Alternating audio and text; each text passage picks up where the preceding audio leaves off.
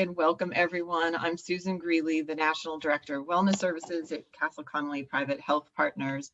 Many of you know me already, and for those of you who've attended many of these events, then I want to say welcome back. And for those of you who are joining me for the first time, I do always like to start and say that these webinars are intended to educate and support all of our members. And it's with these events that I'm really looking to truly inspire and empower everyone to make positive lifestyle habits and support your overall health and well-being. I have just a couple of details to go over this evening. We will have some polling questions during tonight's webinar, so I encourage you to answer those as they come up, and there's just a few of those. We also have the Q&A session as usual at the end. Feel free to submit questions at any point during the webinar itself. And then finally, we do record all of our webinars. So I just wanted to make sure you know that, and that we will be sending out the recording of tonight's webinar along with the slides and also some other wellness offers over the next couple days. So be sure to look out for that as well. I'm just kind of letting people join in, participants log in here. And let me check the time and get going.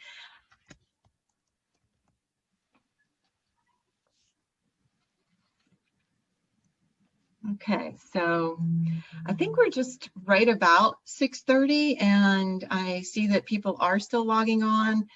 I'm going to repeat for those who are just joining my few reminders or details that a couple things. We will be doing some polling questions. We will have a Q&A, and we are recording tonight's webinar as well. Okay, you know, I think I'll go ahead and get started since it is just about 6:30. And so thank you all again for joining us tonight for another Sense Wellness webinar. Tonight is all about exercise as the elixir of youth. And I'm Susan Greeley, the National Director of Wellness Services at Castle Connolly Private Health Partners. February is National Heart Month, and so it seems like the right time to talk about what I would say is the damage that has been done to many of us during the pandemic. That is, we've become more sedentary and a lot more stressed out. So my speaker tonight will be talking about using exercise as the antidote to that. And I think it's very important for all of us to focus on undoing this COVID damage, I like to call it, unfortunately. With that said, so I will introduce tonight's speaker, who is also a new member of my SENS Solution Health Coaching team. So I'm very excited to introduce and welcome Liz Masik. Again, she's a new member of the SENS Health Coaching team at Castle Connolly. Liz is a board certified health and wellness coach, and she is also an American College of Sports Medicine certified personal trainer. She has more than 15 years of experience working as an exercise physiologist, a personal trainer, and a health coach. So Liz earned her bachelor's degree in kinesiology, exercise, and fitness from the University of Wisconsin in Milwaukee. And Liz, I know, is very passionate about what she does and helping clients regain their body, as she says. And Liz works to help people feel great as long as possible. So with that, I'm turning the floor over to Liz. Thank you for the warm welcome and introduction, and I hope everyone's staying nice and warm or dry, depending on where you're at in the U.S. So, you know, with that being said, this is something I love to talk about. I'm really excited. Susan might need to hone me in a little bit on some of these things, or reel me in as far as I don't want to get too deep in the weeds, right? So, with that being said, well, let me go ahead and go to the next slide. We're going to talk about a couple of things here. We'll talk about longevity, of course, a little bit on American Heart Month and in relation to the U.S. adult population. We'll go over exercise recommendations.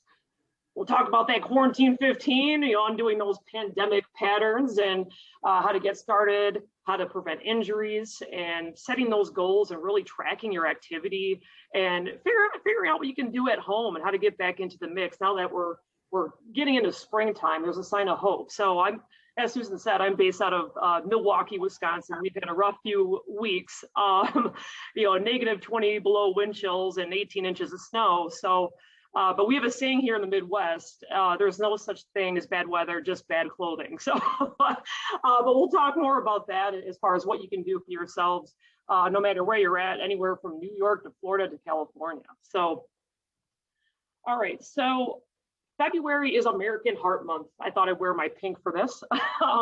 So heart disease is still the #1 killer of Americans. I mean, this is something that we really want to spotlight and show, especially during these times. So, with that being said, increasing activity is still one of the ultimate ways to really increase longevity and really get that heart pumping and really reduce that heart risk. So before we go further, I want to ask you, the folks on the line here, have you been more sedentary during, before we get into that, let's talk about this first. So on average, most adults in this in a study just recently spent 12.3 hours a day sitting, and shame on me, that was going to be a poll. But I'll ask the audience anyway. Do you think you've been more sedentary since the start of the pandemic?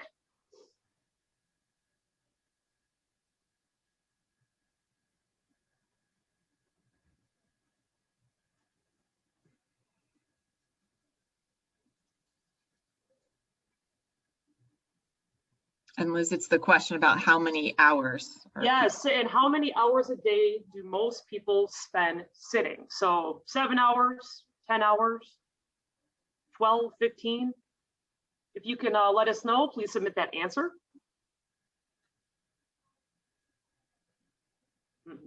Okay. Yeah, it's, I look at these recent studies. Thank you for putting in those numbers, those answers rather.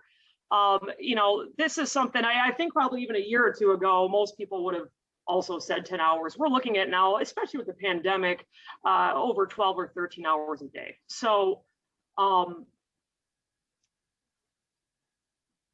this is something that's really alarming because we as humans are not designed to sit.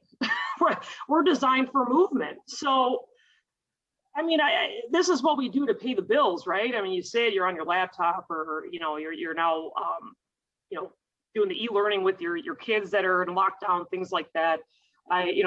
We've had a curveball of a year. So, this is something that we really, I really want to talk about. So, cardiologists recommend moving more.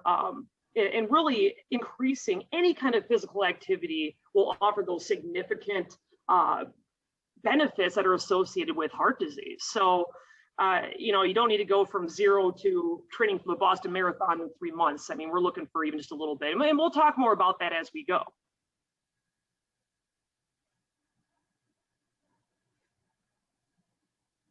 All right. Now, this is kind of a busy slide.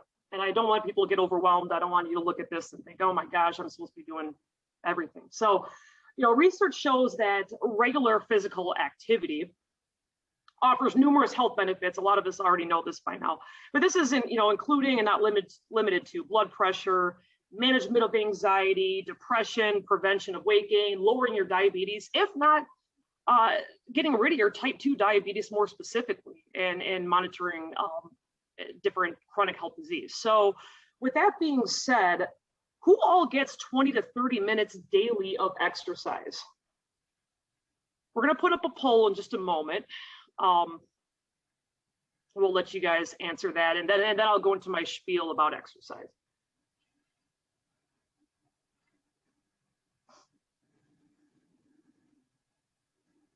Thank you. So how many steps do you think you should be taking every day? Oh, that's the, okay, this is even better. So how many steps do you think you should be taking every day? 5,000, 10,000, 7,000, 12,000? Give you guys a chance to get those answers in.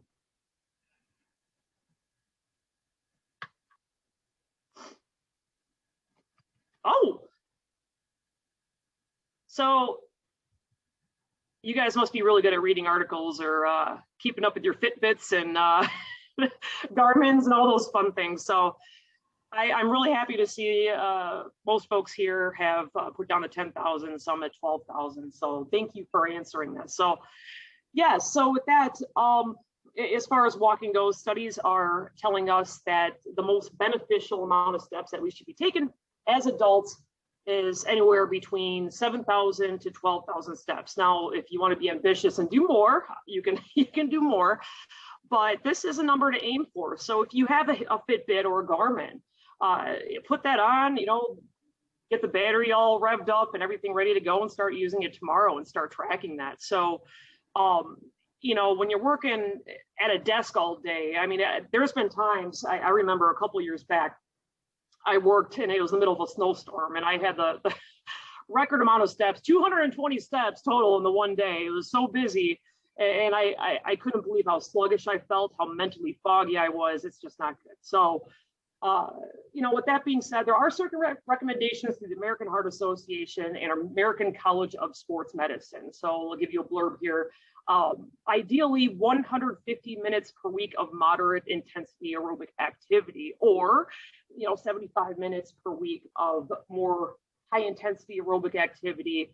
If you can do a combination of both, that's even better, spread throughout the week. So I call them weekend warriors, where we have these folks that go all day, with the grind, the work, and then, on Saturday they pump it all in and get injured or fall off the wagon because they don't see the results that they want. So also adding moderate to high intensity muscle strengthening activity at least 2 days per week. This is so beneficial, especially to folks that are in their 30s and beyond. So starting, not to be a Debbie Downer, but starting in our late 20s already, where we lose about anywhere between 3 to 10% of muscle mass per decade. And there's several studies out there that discuss how much of that's genetics or biology, or how much of that's just lifestyle. I think it's a little bit of column A, column B, but if you look at how folks are starting their 40s, 50s, 60s, they're usually right in the brunt of taking care of their kids, running their kids to soccer practice, working 50 hours a week, doing the grind.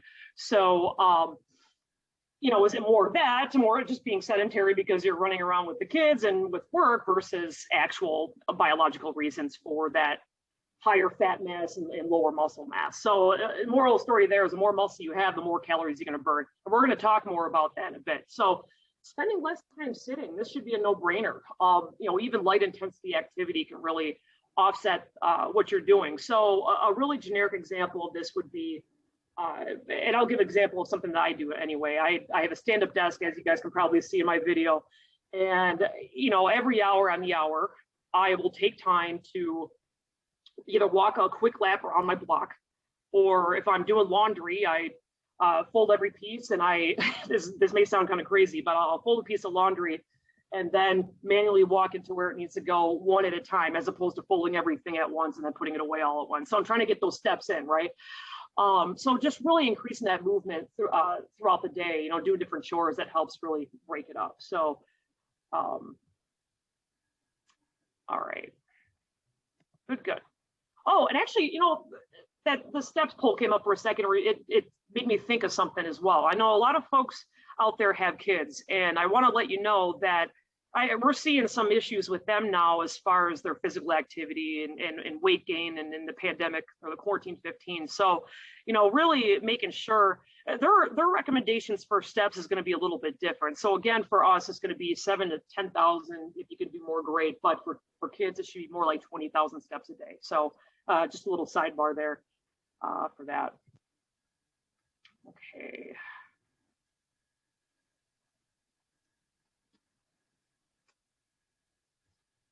I'm going to ask this again. So who currently, and forgive me, I think I said this ahead of time. So who currently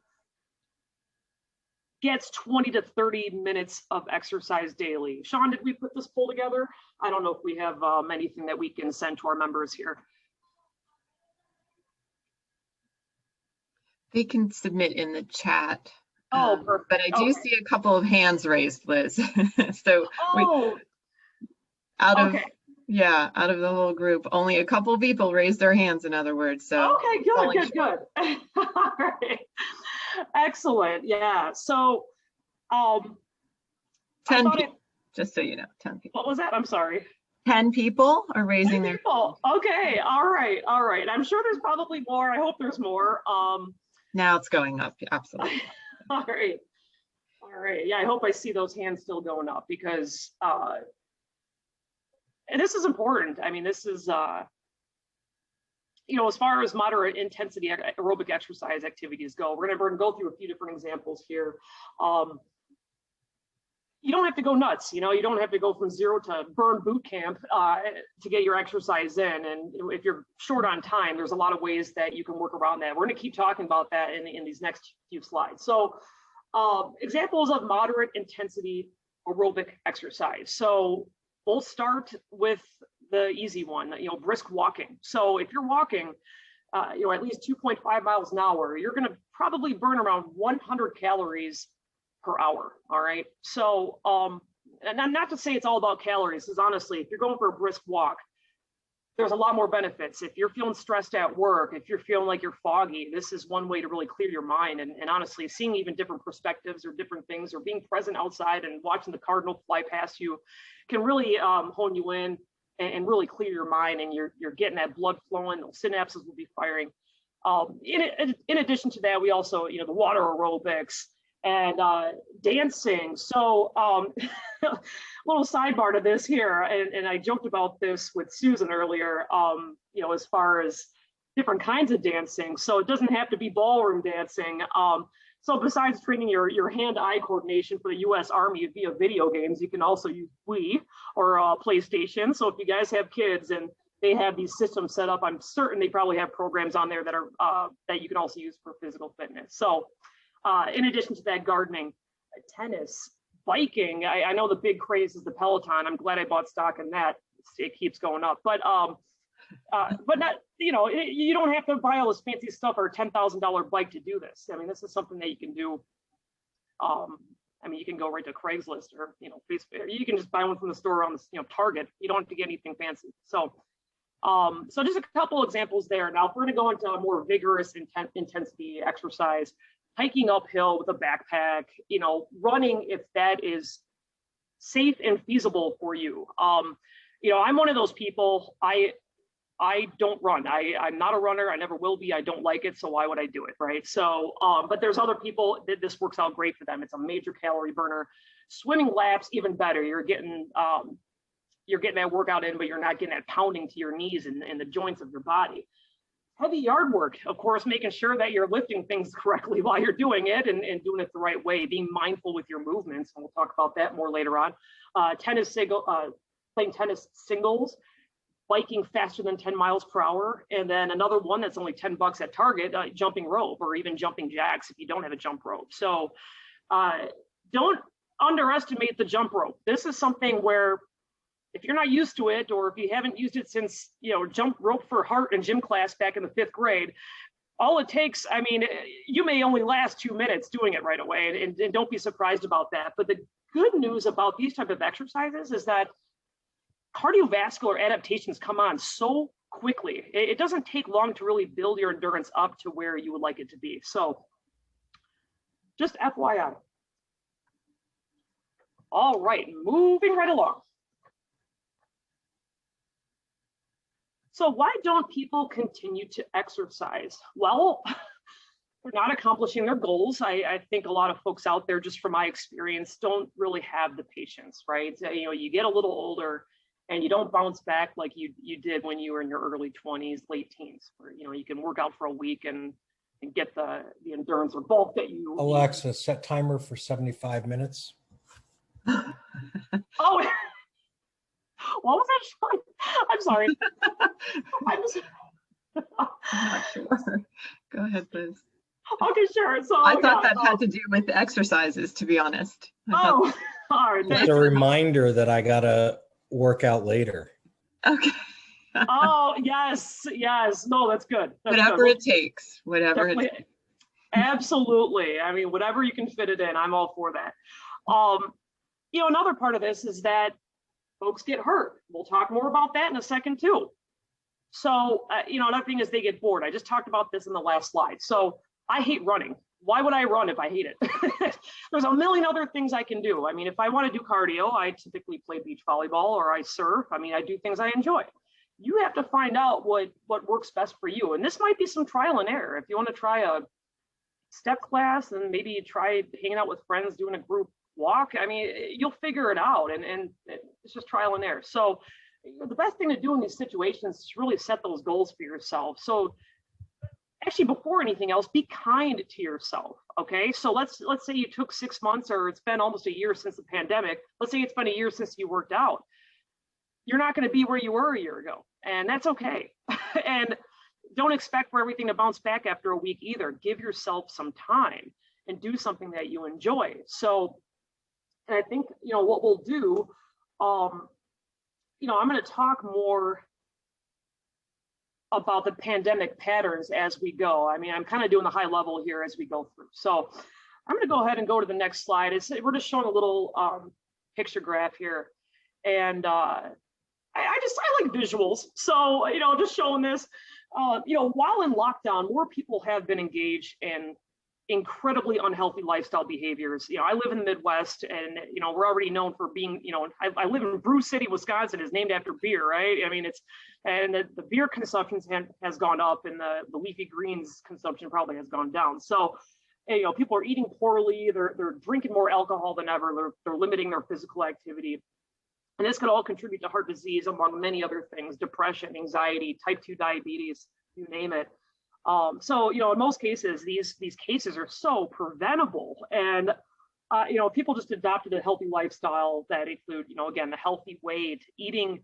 I tell folks, if it's a plant, eat it. If it was made in a plant, don't. I mean, if you can't understand the ingredients, it doesn't belong in your body, plain and simple. So, keeping that in mind. Calories in, calories out. I think another example I want to actually explain here, this is a great time to talk about this. So I've noticed a couple of things in this past year. I have colleagues that work, so I know a lot of folks are out in New York. I'm close to Chicago, and a lot of my colleagues and friends, they worked in the city, and they're used to doing the planes, trains, and automobiles and going down Wacker Drive and taking the blue line to work. Well, then remote work happened, right? And can everyone hear me okay? Susan, Sean, can you hear me okay? Yeah. Okay, I feel like you guys lost me as far as my video. I don't know if I'm on the, oh yeah, I'm still there, sorry. Yep, we see you, we hear you. Perfect, thank you. So folks go from commuting to working remotely from home and scrunched over their desks, and within even just a couple of months, they gained 15 pounds. It doesn't take long because they're eating the same calories that they ate when they were on the go and averaging 20,000 steps. And now they're sitting at home getting less than 4,000 steps a day, eating those same calories because they don't know any better. And wonder why they're gaining weight. So, another example would be, I used to work with the trades. I used to be a clinician and exercise physiologist for a lot of the trades guys out there, operating engineers and plumbers and you name it. And it was pretty interesting. A lot of these guys, they were able to get away with it for a long time, eating their McDonald's and crummy things because they moved and they worked out all day long. And then they got moved to a promotion or had received a promotion and moved into a desk setting, and they kept eating those same foods. And I've had guys and girls come in where, 3 months later, they're 20 pounds overweight. They're now technically type 2 diabetic, and you name it, they're going through it health-wise. And so it's unbelievable, and it doesn't take long for the wheels to fall off the bus, so to speak. So, I'm going to stop right there for a second. Susan, is there anything else you'd like to contribute in relation to the slide? No, but that I love this one because it is such a perfect visual of how we have these quick and easy calories. And I think across the board, we're all more sedentary, particularly since COVID. So I'll talk about this at the end in our Q&A, but I noticed, I'm just going to say that in that poll, I calculated only 13% of participants tonight are actually getting that recommended 20 to 30 minutes of exercise a day. So we're falling short. So it's, not to scare people, it's a real thing. And that's why we're talking about it. Thank you for sharing that. That's eye-opening. And, hopefully everyone takes at least something from this presentation tonight. Well, winter, this time, and that's what we had, the pandemic plus the winter. And at this point, this is why people are really needing to turn it around. Absolutely. I couldn't agree more. I mean, we're getting a double whammy here, so, for sure. And we're seeing the issues with it. So, ultimately, and this is something that we do here at Sens. I mean, if you want to speak to a health coach, I mean, the sleep, and we'll talk about this more later, but sleep, exercise, nutrition, stress management, these are all things that really play into how we're going to feel, how we're going to look, how healthy we are, right? So, just keep this in mind. Humans have not changed for thousands of years. The only thing that's changed is that we're eating more of this 20th century food. And standard American diet, which is yes, detrimental to our health. Absolutely. Absolutely. And it is cultural too. I mean, if you go to places like Bethesda, Maryland, everyone is well under BMI, and there's healthy food choices on every corner. And then you come to Milwaukee, where it's the local tavern, and the guys work their third shifts, and they go to the bar at 6 a.m. and drink. They definitely don't stop at 2 beers. Okay. I'll just put it that way. So, and I know that genetics is part of this too, but honestly, it's a very, very, very small percent of what's happening here. Okay. So there's a saying, and forgive me for not knowing exactly who the person was. I've heard it multiple times, but genetics load the gun. Lifestyle pulls the trigger. Okay. So let me say that again. Genetics load the gun. Lifestyle pulls the trigger. Everyone thinks they're invincible until they're not. And being a clinician and seeing these patients come in and seeing what happened, it's been very clear to me what happens when you do the right thing, when you do the wrong thing in regards to cancer, diabetes, and everything in between. So what can we do? So most people start an exercise program to improve their health, their physical conditions, to fit back into their shirts again. I know my shirts are even a little snug these days. So, in order to feel better, exercise has to be part of this recipe. And there's a lot of moving pieces to this. I mean, we can definitely talk about the nutrition, the stress, and everything else, but we'll focus on just this today, because there's a lot of things that I've noticed in my years of doing this, and it's been very, very much a clear trend. So, folks typically don't know where to start. They go to the internet. They order their Peloton, they talk to their friends, they do what they did back in high school as far as workouts go. And, it's kind of all over the map. But there's something I really want to talk about here. It's the elephant in the room that a lot of people forget about or don't think about. And that's that there's been a 10-year linear increase in exercise injuries. So why is that happening? Well, I'll tell you why. People are more stressed than ever. And when you're stressed, your muscles get tight. I want to say it's a frontal lobe that shrinks. You're not as aware. You're not aware of what you're doing. Accidents happen because you're not paying attention, right? And then you have bad posture to boot. If you're sitting at a desk all day, chances are your shoulders are pronated, your hip flexors are tight, and hamstrings are weak. I mean, if those things are not firing right, then you're going to end up with the knees and blown out knees and things like that. So a good example of that would be, and I hate to go back to my clinician days, but this is where a lot of my observations came into play. So as a clinician, exercise physiologist, it was always this time of year between January and March. My patients would come in, and average age of my patients were in their 40s, 50s, 60s, sometimes 70s. And it was inevitable. Every week I would get a handful of folks that would come in with blown out knees, blown out back, blown out ankles. And you say to them, "Hey, Ronnie, what happened to you?" And they let me know. They said, "Well, I tried PX90 or P90X, whatever that video is called. I forget off the top of my head, but that was the exercise video at the time, right?" So these guys and girls come in, and they go from 2 decades or 3 decades of not doing anything to full-blown high-intensity workout and training, and wonder why these things are happening, right? So that's something that we definitely, I definitely don't recommend that. If you do end up wanting to try different videos like that, for instance, PX90, or what's the other one? Beachbody's a new one. I mean, there's so many things that become en vogue. I mean, as soon as they come in, they leave right away. But if you decide you want to try one of these videos, start small. You don't have to do the full 75-minute, workout or whatever it is. I mean, you can do start off with 5 minutes in the beginning and work your way up there. I mean, that works out. But, you know, even more so, the low-hanging fruit here, guys, is just walking more.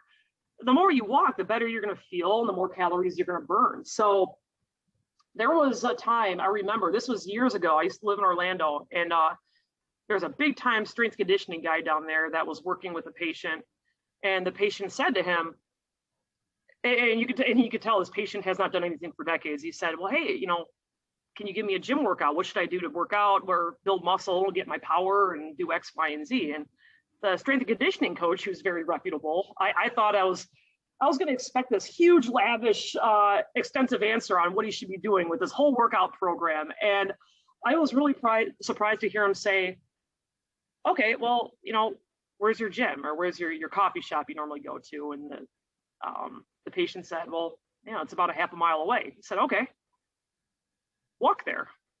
And when you walk there, tap your hands on the window and then walk home. He said, what? You want me to walk a half a mile to my gym or to my coffee house and then, you know, tap and walk home? Okay, fine. And he said, okay. And when you do that, do the same thing every day for 6 weeks. But every time you walk to that gym, walk there a little faster, a little harder for 6 weeks. And then at that point, we'll meet again at the 6 week mark to figure out what the strength training, you know, or what the training regimen is going to be. So, you know, he was onto something there. And, you know, a big part of that is that you have to train your muscles. You have to get the muscles moving again, the hip flexors, the knees, everything firing. You can't just go from 0 to 100. So again, the low hanging fruit is that we have no excuse to walk more. I mean, it's free. And you can do it right outside. You can do it while you're walking on a conference call, or I know here, so in Madison, Wisconsin, we have Trek, whom I'm sure you guys are familiar with Trek, which is a bicycle brand. And they are notorious for how fit they are as a culture. I mean, from the leadership down, if there's meetings, it's mandatory. They walk outside, they do walking meetings. And that's how they get outside, they get the fresh air. And they've noticed that the camaraderie has gone up, their waistlines have gone down. I mean, it's a no-brainer. So, you know, if you're doing a little bit more of that corrective, a little bit more walking, you know, you'll be ready for more various activities at that 6 week mark. You know, clients ultimately want to be fit. They want to be lean, healthy, you know, the whole bit. So, you know, when we don't do that, or, you know, just wellness as a whole, you know, what we do is we end up with this ping pong effect where people get healthy, then they get fit, then they have an injury, and then they have a bad experience, and for some reason fall off the wagon, and you don't see them again for, you know, they don't work out for another 6 months or 5 years or 10 years. So, you know, there's a line between health and fitness that people sometimes cross or do incorrectly. So, you know, I just want to be, you know, have you guys be mindful of that, you know, because there's a lot of pieces to this, especially when you have the combination of the pandemic and in winter. I think it's just, I'm going to see a lot more injuries with a lot of folks just in my group of friends even. I've already seen my brother, he already blew out his knee doing a Peloton workout. So overuse, so, you know, that poor posture that increases injury, poor joint alignment, which happens while you're sitting, you know, the compression of your discs. I mean, this is all something I hope while everyone's listening that they're all standing up a little taller and shoulders come back a little. I'm guilty of this as well. I mean, this is something, you know, as someone who plays a lot of beach volleyball, I've had my shoulder completely roll over at one point, and then you play volleyball and it completely hyperextends the shoulder, and I had a rotator cuff tear that was really bad. Not worth it. So the moral of the story here is walk more. I mean, preferably 7 to 10,000 steps per day. Kids need a little bit more, as we decided, or as we talked about before. So yeah, so keep that in mind. Liz, I'm going to interject. I put in the chat that I sat up straighter. I did. Oh. Good. Yeah, we all need it, you know. We all need that reminder. It's true, as we're sitting at desks all day. Anyway, had to interject that. Sorry. You know, and actually, you just reminded me of something, and this is something I used to say to my patients back in, you know, a few years back. So, if you want to look for a really quick way, I mean, I can tell you how to get 5 pounds thinner and look 5 years younger in 2 seconds. Stand up, abs tight, shoulders back. You'd be, I mean, just visually, you'll look thinner. Not that aesthetics should count for anything, but just, you know, that's something you worry about. But when you stand tall, I mean, it does wonders for how youthful you look. I mean, if you're hunched over, you also get that, there's a name for it, and my synapses are not firing right now myself, just thinking about the name of it, but it's for the name of the hump that goes on the lower neck. Susan, I don't know if you know what I'm talking about. It's there's a certain name for a hump in the lower neck when you're having bad posture for years at a time from computer work. It starts with a D. It'll come to me, I'm sure, later on, maybe in the chat or something. So Crink? We have one of our panel, our attendees saying crink. I don't even know either. I'm sorry. Yeah, no, there's a name. It almost sounds like dwarf or dwarriors or dewingers or well, anywho, it's that. Yeah. There's a scientific name, and it's fleeting me, but yeah, it's the name of that humpback. Humpback. The humpback. Well, yeah, I mean, we'll just call it the humpback, because that's what people call it. So Dewagger's hump. I love it. Thank you. Thank you. Yes, thank you. Several of you who answered. This is fun. I like it. Yes, I love the interaction. That's great. Thanks everyone for teamwork makes a dream work, right? One team, one dream here. So that doesn't happen just from genetics. I mean, that's something that happens because you sleep poor posture for years at a time. And another part of that is this. So if you're sitting, I don't know if my video is going to show this correctly, but if you're sitting like this, and we're seeing a lot more, I mean, my physical therapist colleagues are now talking to me about these patients that are coming in younger and younger, 15 years old, starting to develop that hump or that musculoskeletal, a lot of the issues due to the texting, being on their phone like this all the time. I'm guilty of that if I'm checking emails, putting my head down like so. I mean, be more mindful, keeping your head upright, because if your head's even tilted 5 or 10 degrees forward, a good example of this would be, imagine a medicine ball, right? And hopefully, I mean, you guys don't know what a medicine ball is. It's a weighted ball you see in the gym or back in probably even the Jack LaLanne days, but it's a weighted ball. So imagine 8 or 10 pound medicine ball, right? And you're holding it right in front of you. That may seem easy at first, but after about 10 seconds, you're going to start doing the shaky wakey. It puts a lot of stress in your spine. That's exactly what you're doing when you're on your phone, when you're being a hunchback at your desk, right? So just be mindful that, or put a post-it on your laptop that says stand straight. I'm going to be nice and straight today, something positive, a little positive affirmation. So, just FYI, keep that in mind. I can't stress this enough, the posture thing, because, the better posture you have, the better you're going to feel, the better the blood is going to flow, and the less injuries you're going to have. So, as we mentioned, if ideally, 7 to 10,000 steps is a target for adults.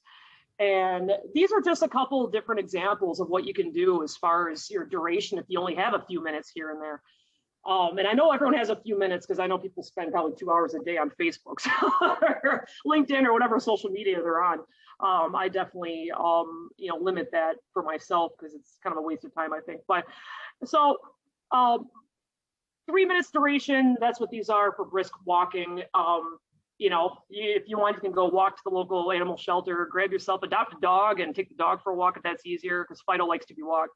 So it's a win-win. You save a dog and you go walk, and that's great. So just a couple different intervals you can try here, just to kind of switch up what you're doing. And in addition to that, we also have, I threw in this Tabata. And if you're not familiar with Tabatas are typically 20 seconds on, 10 seconds of rest, and you repeat circuits for up to 4 minutes. All right. And these are great because, they're short and sweet. They focus on fat loss. You don't have to worry about running, and they preserve muscle. And ultimately, they are the foundation, or the fountain of youth, rather. So you can switch up the exercises on these workouts. So I just put generic ones up here, jumping jacks, jump squats, or modify with regular squats or partial squats if your knees are bad or you're just starting to wake up your body. High knees, just doing either like a regular march or, the high sprint knees. I can't show you that now. I have an injured foot at the moment, speaking of injuries, but lunges, if lunges don't work for you, you can replace that with like a wall squat. I mean, the possibilities are endless.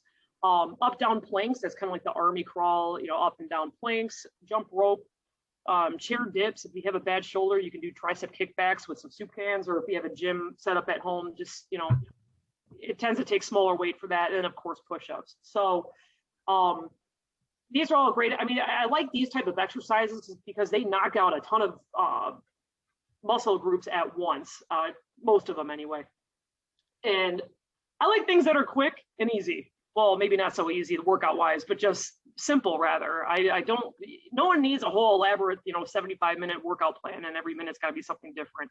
Unless you're into that. If you are, have at her. So I threw this in here just because it's one of my favorite exercises.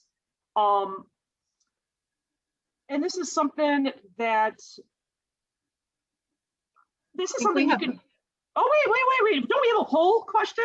Yes, on your deck. You can. Oh no, I hope I didn't ruin it. No, it's okay.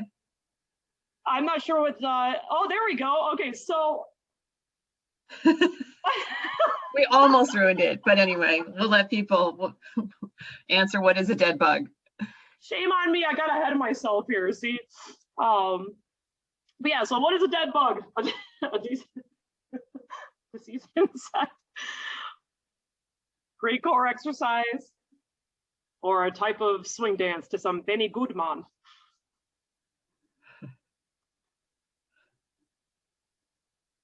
Smart group, they got the most. I did the season. It's like, well, nice. Thanks for answering that, guys. Shame on me. See, I was getting ahead of myself. I get so excited to talk about this stuff. I just kept going. So, oh, that's great. So, let's see. Curious though, does the video play? Yeah, it should. There we go. All right. This is something I would normally show, but I didn't want to move around my whole setup here. So the dead bug exercise. This is a fantastic way to either warm up, or if you want it, there's so many variations of this. If you want to add more resistance to it with resistance bands or dumbbells, weights, soup cans, milk jugs. There's so many different variations of this, and I love it because it really helps strengthen those stabilizer muscles that are in the spine that are sitting doing nothing while you're sitting at your desk. It helps improve posture and really open up your lats. It improves balance, coordination. You're working yourself cognitively because you're doing alternating arms and legs. So I'm going to try pressing this video. This is not a long video, but it'll give you a better idea of what I'm trying to explain. So I'm going to go ahead. It's going to be kind of small, but I'll start it right there.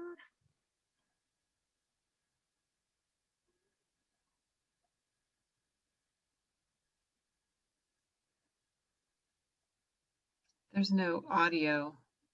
Oh, there isn't. Maybe you can explain. Yeah. So lower back's going to be flat on the ground. Knees are going to be over the hips. Use your abdominals to stay in place. Arms are going to go straight up. From that position, you're going to fully extend your leg. Toe pointing towards the ceiling.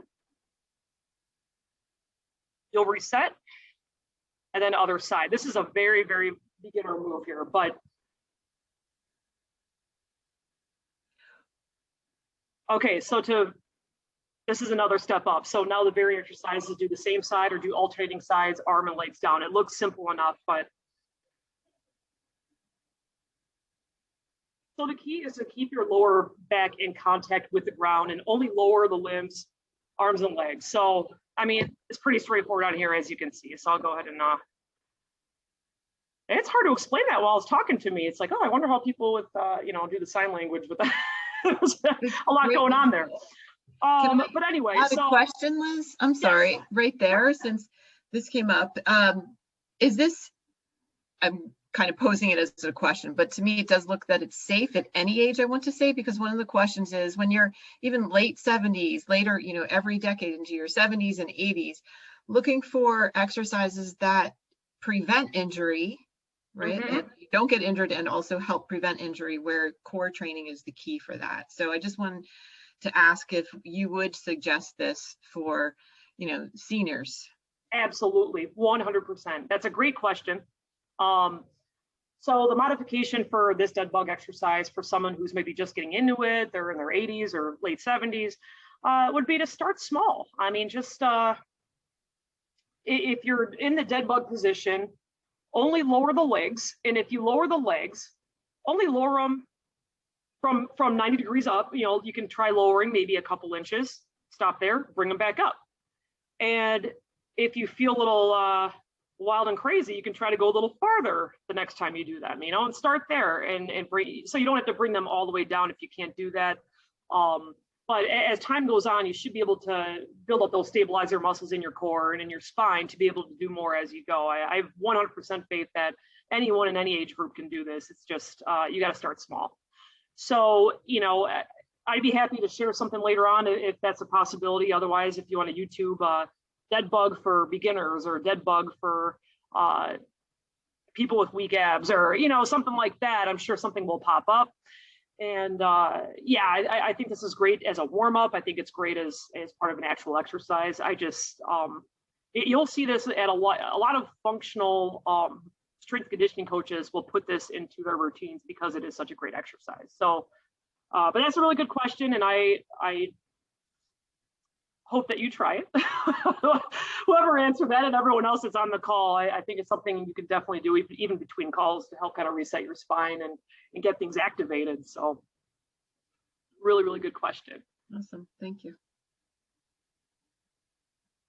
All right, let me just. We have a lot of great questions coming in, by the way. Oh, I'm excited. I'm really excited. Okay.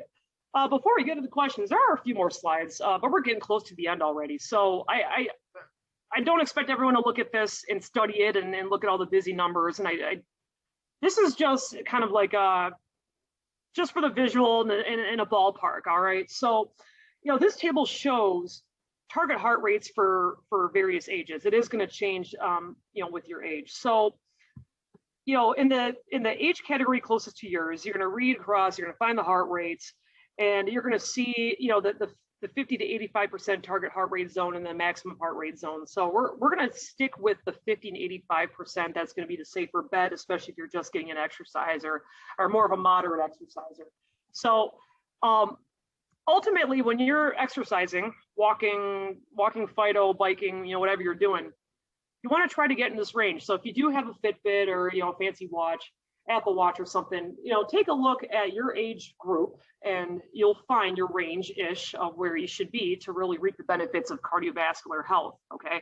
So if you don't have a watch, I know for me, I'm naughty, I don't wear mine half the time. So if that's the case and I'm at the gym or something, I know where I'm gonna be, and you guys will know once you get into that target heart rate zone. If you're walking with your friends, for instance, or running with your friends, and you're at the point where you can't really say a sentence, you know, you're kind of trying to grasp your breath, you're in the zone, all right? So just food for thought with that. Having heavy breathing, you can't have a conversation, that means you're hitting your target heart rate zone, 50, 85% of your heart rate. So in addition to this too, well, actually, no, I'm gonna mention this later on in the slides. There's something else I wanna point out. So actually, let me just, okay. I'm trying to figure out where I'm going to say a couple more of these things in my spiel here. So there's so much information, I'm trying to condense it all. So I just want to interject as once again, the slides go out to everybody and health coaching is available. So there's lots of opportunity for follow-up to elaborate on all aspects and personalize it and individualize it. So, you know, perfect. Don't worry about covering everything, Liz, because okay. Yeah, and we want everybody to come back for more. Absolutely, I agree. And so we can start the Q&A as soon as you're ready. Perfect. All right. Well, so starting slow. Just making sure you start slow to prevent injury and give yourself a break. You're not going to be where you're at a year ago if you've been sedentary, but you know, be kind to yourself. You'll get there. Combining the cardio and strength training, so the more muscle you have, the more calories you're going to burn. All right. Choosing activity throughout the day, even if it's getting up doing the dishes between calls, you know, do that.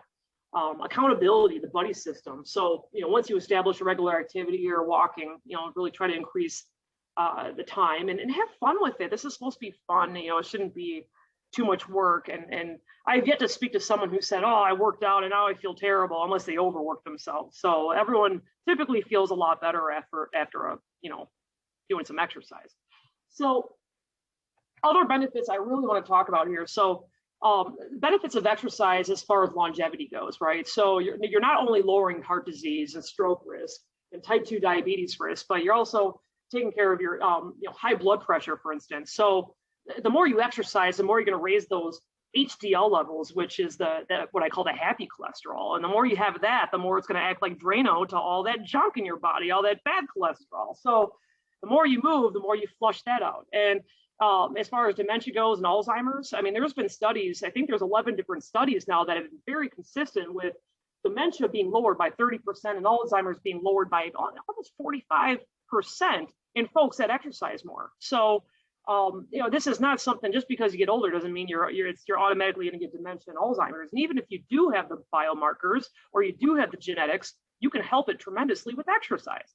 So in addition to that, you're going to get better sleep. You're going to improve your insomnia and your sleep apnea, and then your cognition levels, memory, attention. You're opening up the amygdala and other different things that are related to memory and processing speed. So you get those synapses firing, you're releasing those endorphins, and norepinephrine, dopamine, serotonin. These are all the feel-good hormones that you release with exercise. I've yet to hear someone say they got more angry after they worked out. If you do, I don't know what to tell you, but better bone health. I mean, it's as long as you don't overdo it.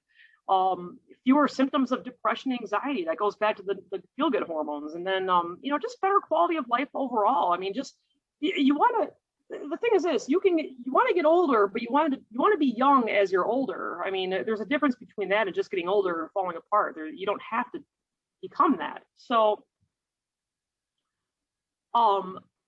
with that being said, I don't know if we should do Q&A first, Susan, or if I should do my spiel on this. Let's jump into the Q&A, Liz. If you stop sharing, it'll make I'll come back on. Oh yeah, absolutely. Larger, and then you can add that at the end. And because we have some fabulous questions coming in, so I do want to get to have enough time to get to them. Yep. So we covered the one about seniors. I hope they were on and heard that. Can you discuss how to use the TRX? And I know that's a brand name, but similar exercise straps. Oh, sure. Recommend people use them?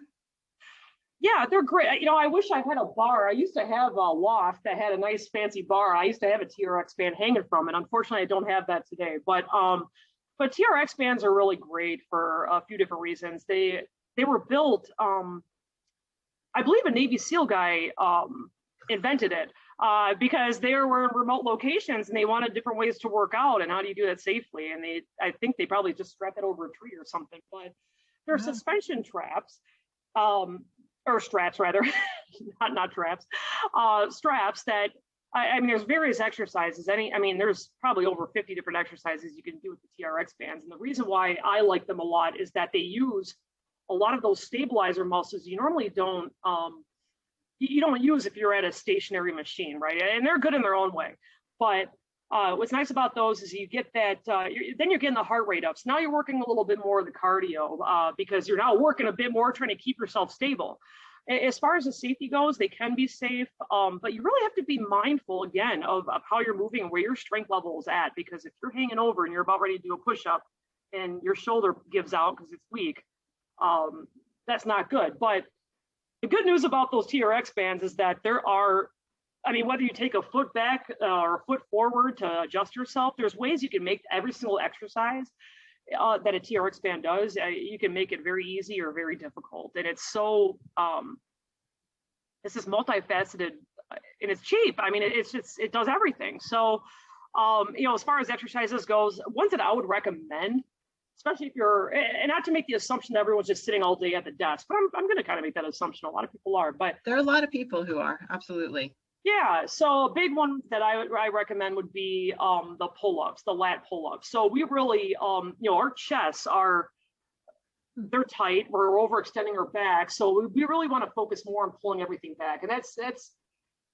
related to stretching as well. I don't know if it's really worth our while to really stretch on our back this way. We really got to stretch out the front. So working what trainers call the posterior chain, working upper back, working your legs.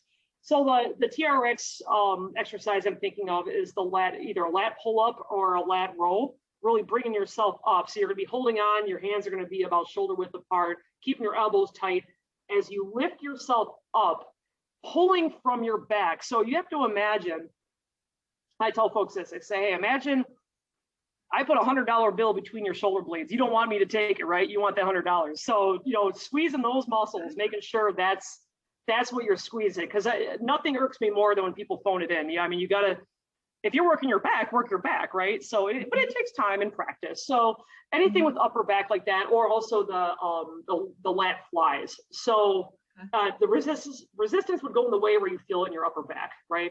So those are two off the top of my head. I'd be happy to share more, if needed, but I hope that answers your question. So yeah, and just to confirm, are TheraBands the same as the TRX?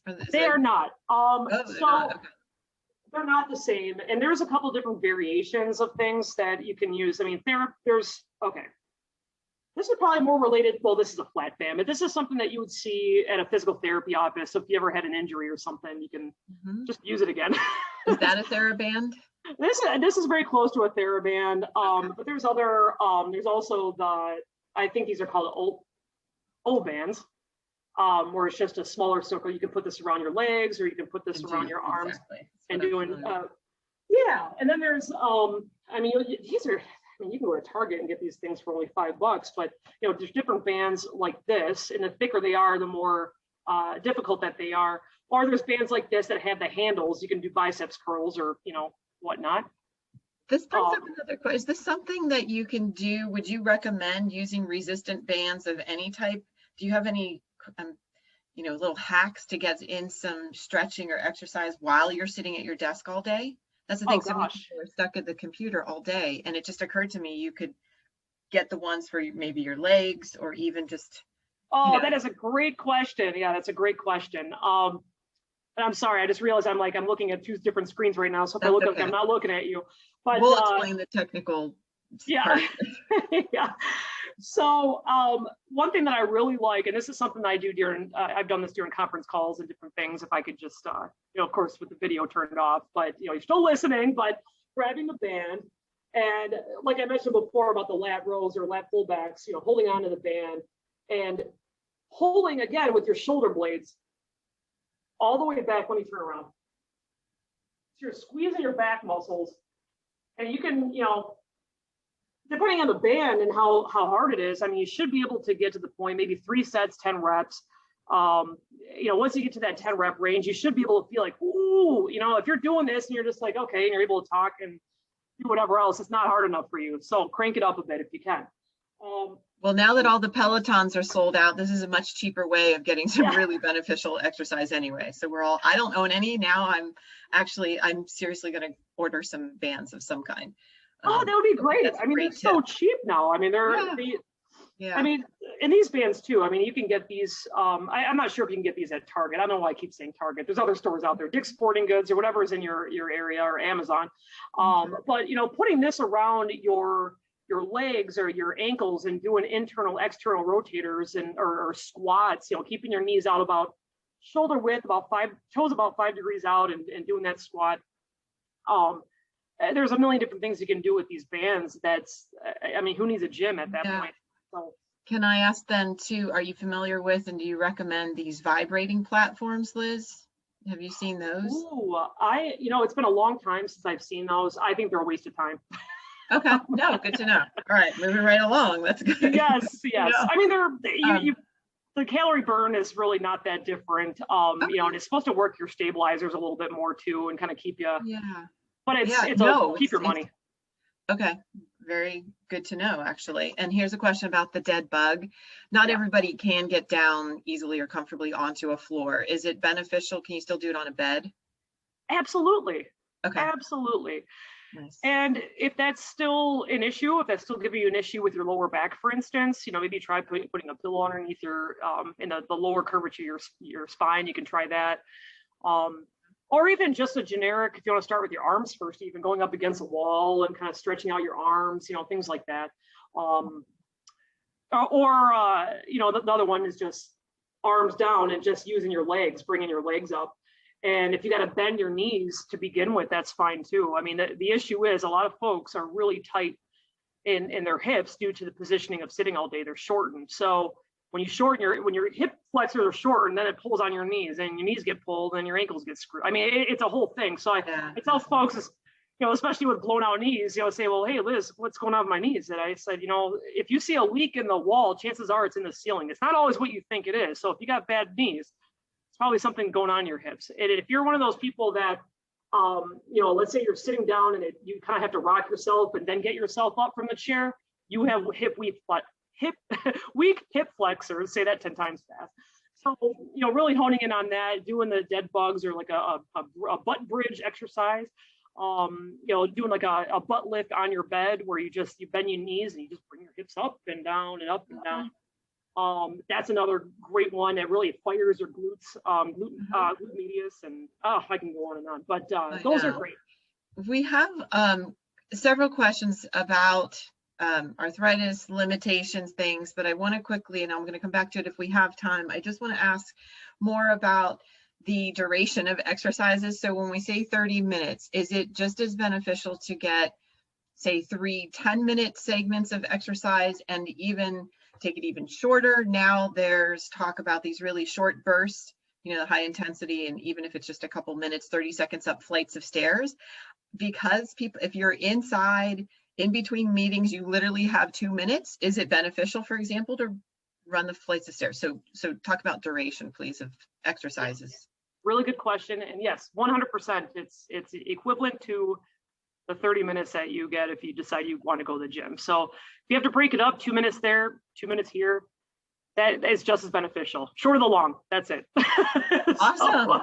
No, that's so important for people to know and understand. It's not, and this is a change of mindset for many people. You don't have to commit to 45 minutes or even 30 minutes to get benefits. Those small bits, we talk about so many small changes, small habits, right? And it applies to exercises as well, about the benefits of short bursts of exercise. Absolutely. Right. So good. I hope people realize that. The question about, now it's wintertime, COVID, all of what we're saying, so to answer that question specifically to somebody, all of these that we're talking about are done indoors. You don't have to be at a gym. You don't have to commit to good weather and all that.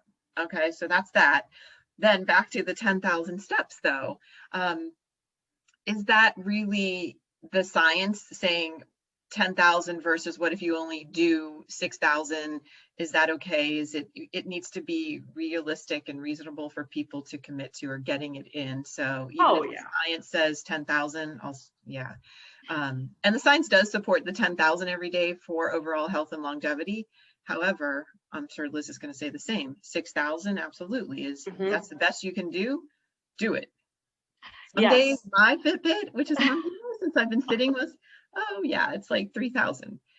But back to indoors, and I do have clients when Liz and I are coaching, she's not on this, I will give her a shout out though. She can log like 17,000, 18,000 steps a day in her house, and not everybody's able to leave the computer when you're working. If you can, and you can move around, as you were saying, and you, even with your laundry, build it in where you can is the point. Absolutely. I mean, even if you're able to do this, of course, I mean, it depends on how your conference calls are set up, but even when you're, just or not even jogging in place, but just moving your hands and just kind of doing this, during the call. For me, it actually energizes me to do that. I mean, no one's going to see you, hopefully, unless your camera's on, but right. So yes. So yes. Okay. The last question, this is completely almost more into the diet part, but do you think that alcohol, since people are drinking maybe more these days, negates the positive of exercise? This is our final question, and then I'll wrap it up. That's a hard one. I think it's about amount, frequency, if it does impact, like if you're drinking late at night and you're too tired the next, you don't sleep well. So if you don't mind me speaking to it. No, you're hitting the nail on the head. I mean, that's right. And that's the most common thing. It's not that alcohol in and of itself is bad or negates the exercise you did. It's really more, is it getting to the point where it impairs your sleep, impairs your energy level, and you don't exercise and other things? So and this is where I'll segue to health coaching. Those are very personal habits and issues that may be going on, that absolutely reach out to me, us, to get started with health coaching if that's something that we can help with. I will say that to everybody out there. And even more specifics now that I've introduced Liz as another one of our Sense Health coaches, and specifically in this area of exercise, if there are questions we haven't been able to cover, then please reach out. And Liz, I'll let you do a little conclusion if you want to show the slides again, and take another 1 minute to Sure. conclude tonight's webinar. Absolutely. And lots of great questions, everyone. And yeah, well, and I think something I really quickly want to say too, and I don't know why I thought about it now. I think it's just from the word COVID.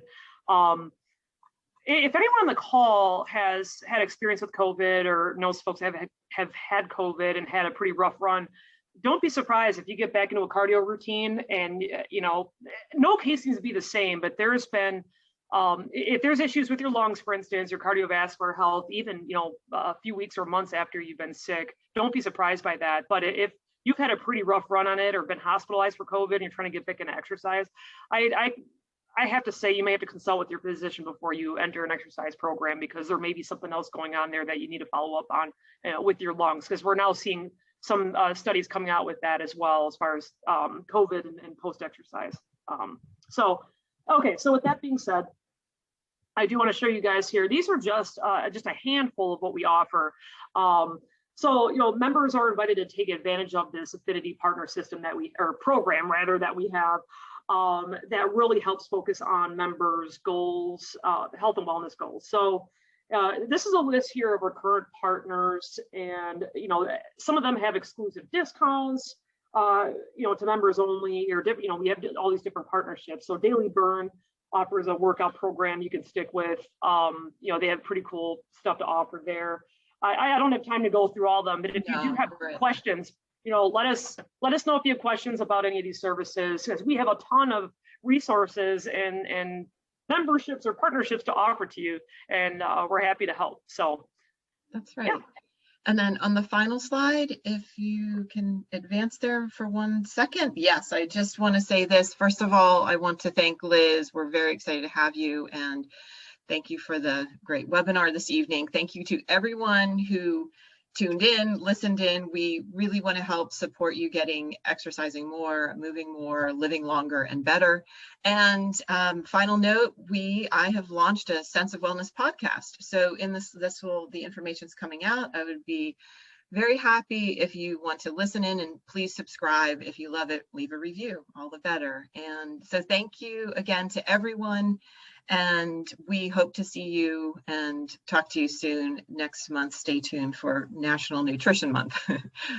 And I'm just going to say good night to everyone. And thank you again, Liz. Thank you. Have a good night. Bye, everyone.